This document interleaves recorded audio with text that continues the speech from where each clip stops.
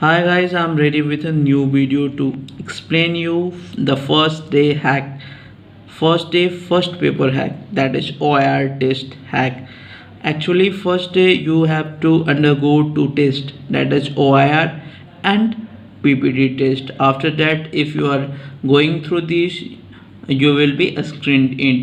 For your information, 70% of the total reporting candidates on the first day are screened out और उन्हें जो 70% बच्चे हैं उन्हें वापस होना पड़ता है पहले दिन।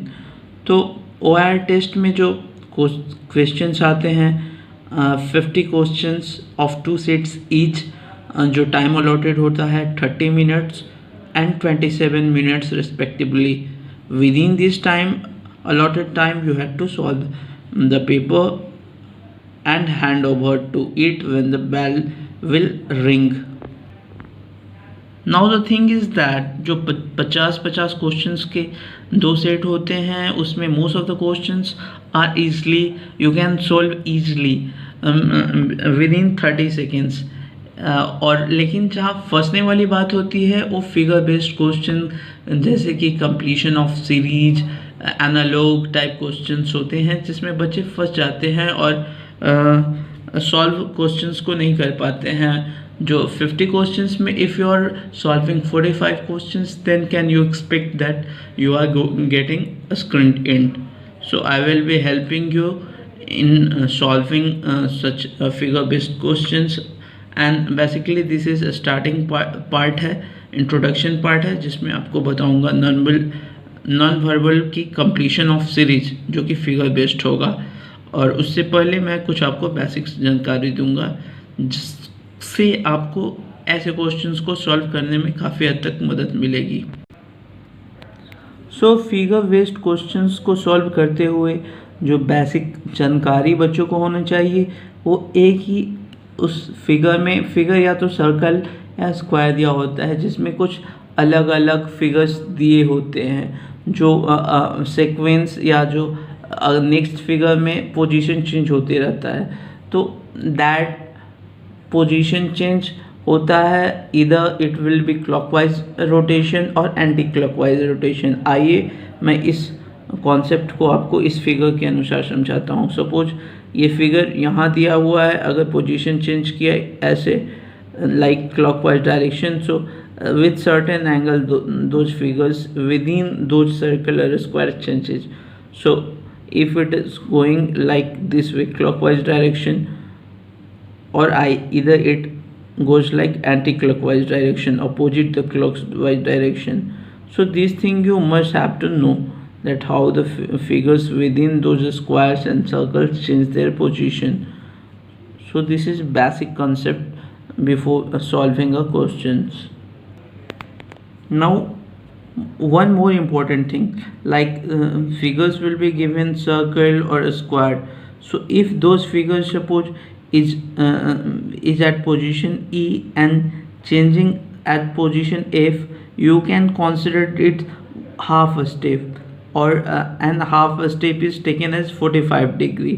If it is like from E from F it is 45, if like it comes from E to G it is 90 degree. So you will take it like this way, one is half a step 45 and full step, two step, half one step, that will be 90 more, one half a step 135 degree, one more that will be 180. from this position to this position you have to consider like this way. और square में भी आप देख सकते हैं, अगर figure ऐसे जैसे दिया हुआ है यहाँ, अगर ई पोजीशन पे कोई फिगर है और मूव करता है यहाँ, तो you will count this as half step, that is 45 degree. And if like figure is from direct move from E to G, तो that will be half to half step, that will be one step, that will 90 degree. More like this way figure moves either in clockwise direction and anti-clockwise direction. So we have to keep this thing in mind. अभी जो मैंने कुछ कहा उसको आप इस figure के अनुसार देख सकते हैं। सपोज ये जो एक स्क्वायर में कुछ फिगर दिया हुआ है, suppose this figure, if it moves in the next figure to this place, so this is moving like in clockwise direction. Next figure it will be like this. In next sequence this will be here. So this movement is like clockwise direction. This is moving from here to further here, like so it comes here, you can see this. So it is like moving in clockwise direction and the position is changing. This is, suppose from this point you have to take like this, so this is 90 degree, you have to consider. So this way if you will proceed, you will count this, that it is changing its position from first at 90, then additional it is changing its position to 90 degree. In this figure you can see. So the next figure, what will be the next figure? It will be 90 degree, and in the next figure you can observe that it will be here. So you will take it this, like this way. And if since this is introduction part, I will be explaining you to solve the problems in the way in which you can easily assess these things with much easiness and comfort, so that you can apply these things in solving figure based questions. Now first problem figure आपके सामने दिया हुआ है, और इसमें आप देख सकते हैं कि ये डॉट सर्कल है, डार्क सर्कल, ये हाफ स्टेप यहाँ, that is 45 degree, more one half step, that is 90 degree. So it is changing its position to 90 degree. 90, in next figure it is changing its position to 90, and in the next figure it is changing its position to 90, and again it is from this point to this, it is moving to 90. And all these figures you can see, this is a square, this is triangle, this is arrow, this is something S like figure, and this is a new figure. So what we observe, हम लोग observe ये कर रहे हैं कि ये जो position है इस डार्क सर्कल का, ये 90 90 90 चेंज कर रहा है. सो ये जो नेक्स्ट फिगर हम लोग को आंसर फिगर को ढूंढना है, तो इसमें से ये इसका जो पोजीशन होगा 90, यानी यहाँ आएगा. और एक चीज़ हम लोग ये ऑब्जर्व करते हैं कि ये जो फिगर दिया हुआ है, ये अपना नया एलिमेंट इसमें जोड़ रहा है फिगर में.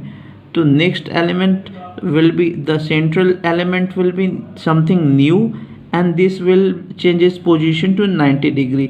So आप लोग आंसर फिगर में हम लोग को ये ऑब्जर्व करना है कि ये 90 डिग्री कहाँ जा रहा है. तो दो फिगर में हम लोग देख सकते हैं कि ये 90 डिग्री यहाँ है, लेकिन अब यहाँ इसमें कन्फ्यूजन ये है कि ये स्क्वायर है और ये स्टार है.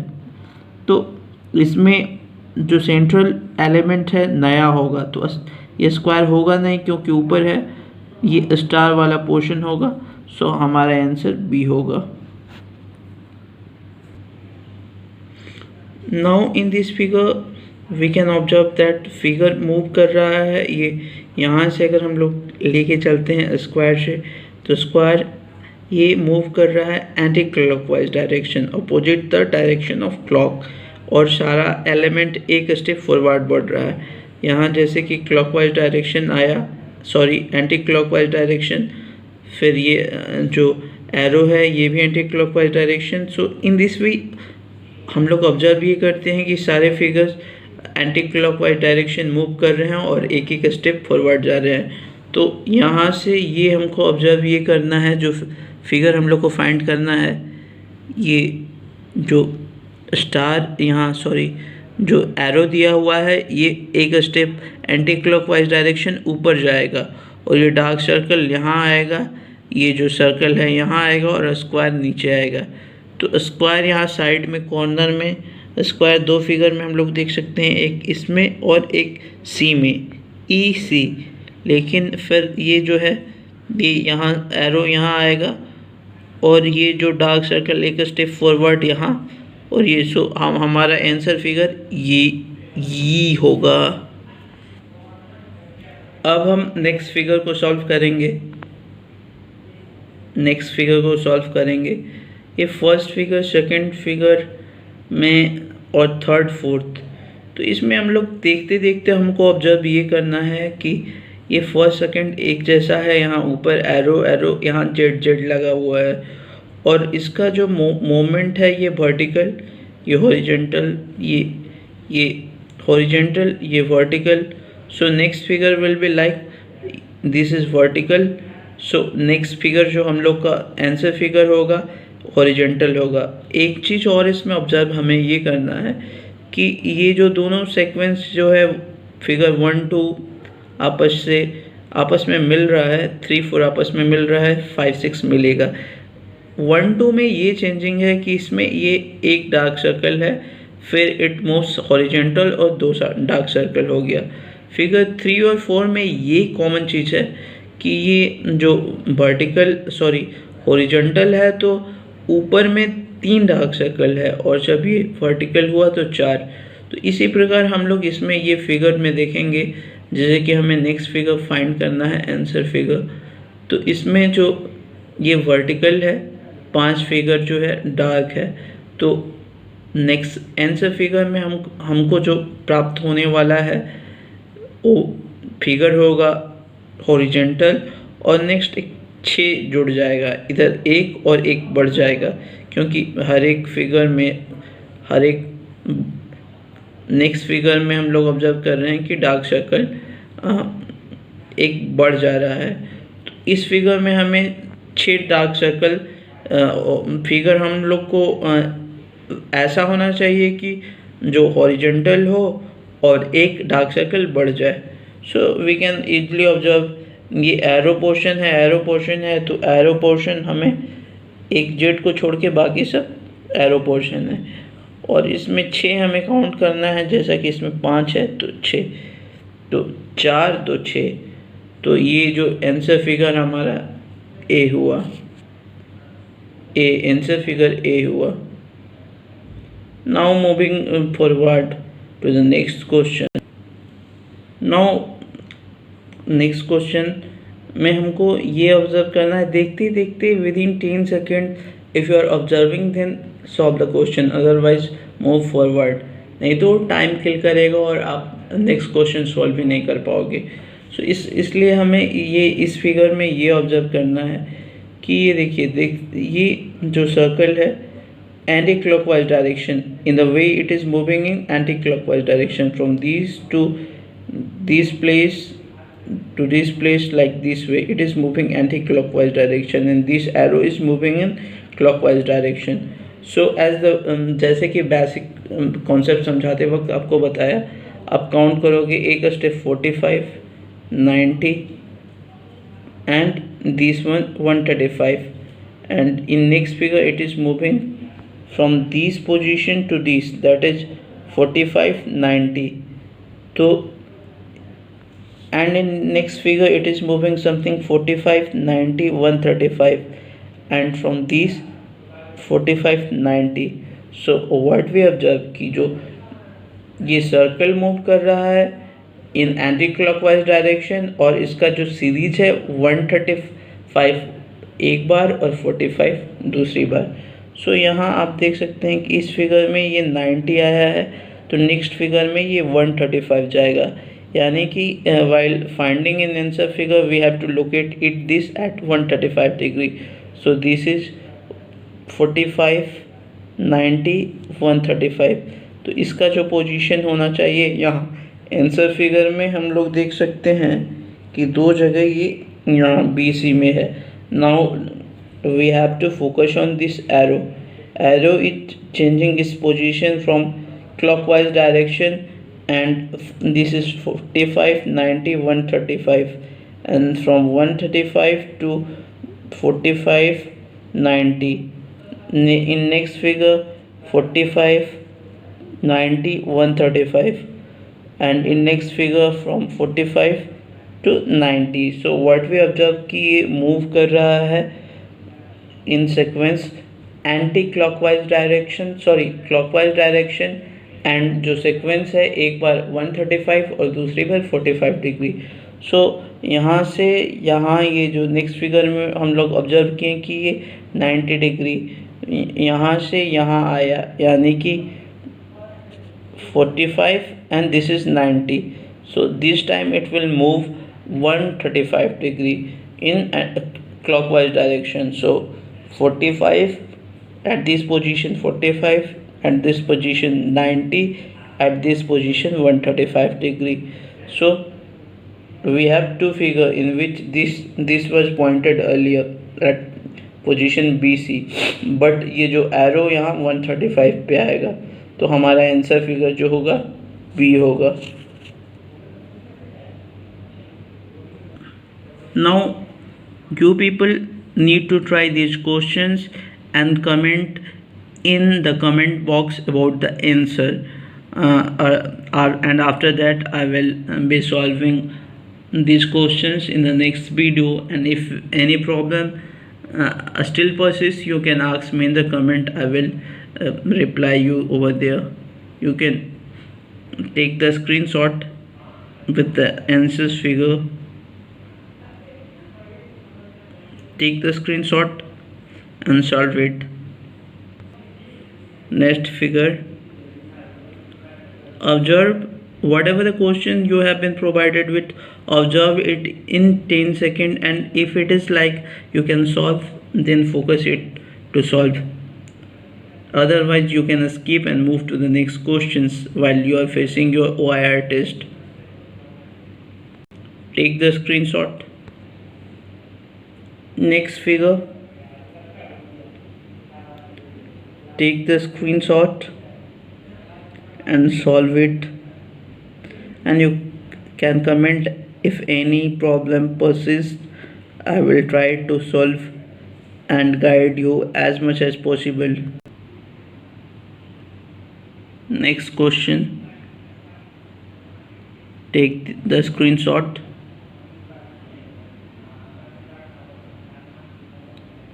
So thank you guys for coming at this channel. I will be sharing your experience in next video so that you people can crack your first day test. My aim is to make you to stand to be recommended at SSB so that you can work for our best Indian Army, the professional army. In the next sequence of the videos, I will be explaining. This was the part of completion of series.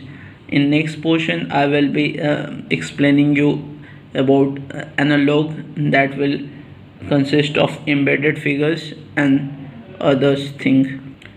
Take the screenshot. One more question and that's it. Goodbye, and do subscribe the channel for such videos.